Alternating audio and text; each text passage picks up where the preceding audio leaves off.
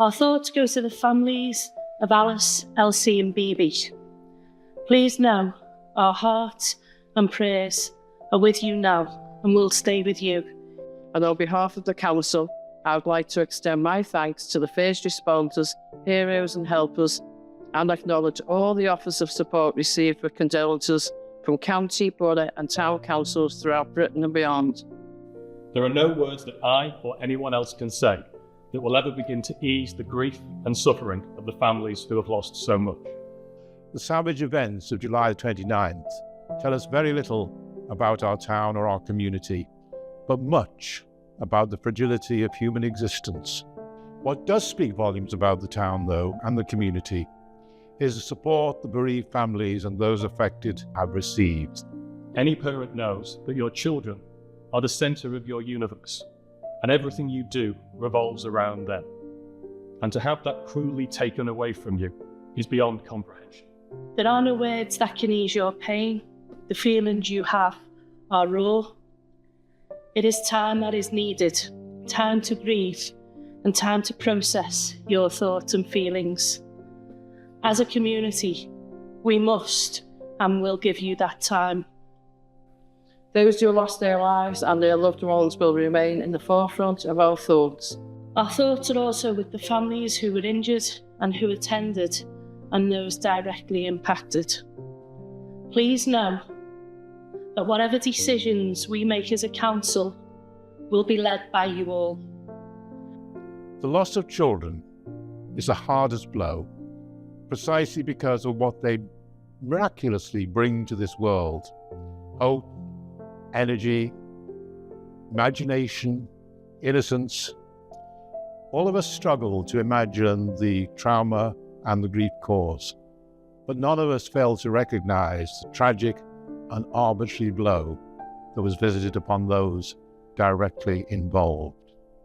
I wish to place on record my profound gratitude to all of the members of our emergency services who responded so bravely.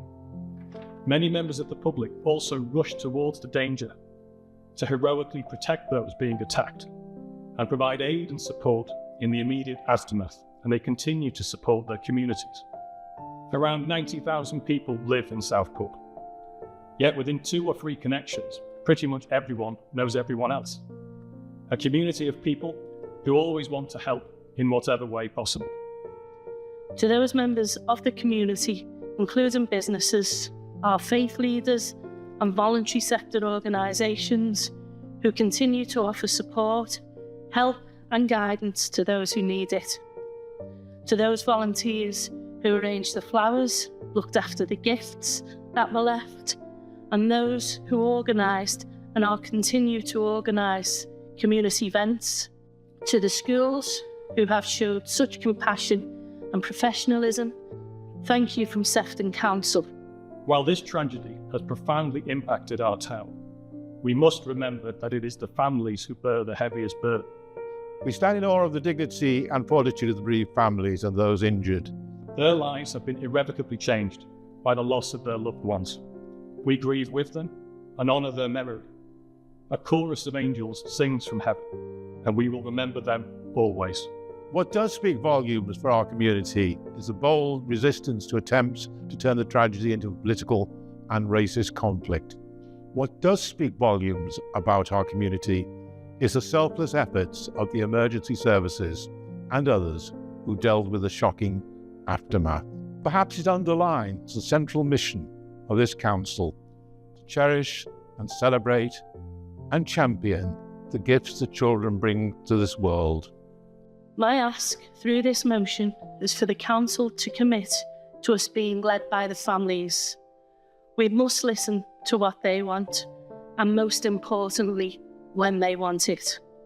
We must agree that this is about them, their loss and their needs, and in doing so, allowing the professionals within organisations dedicated to them to give support to them in whatever way we can.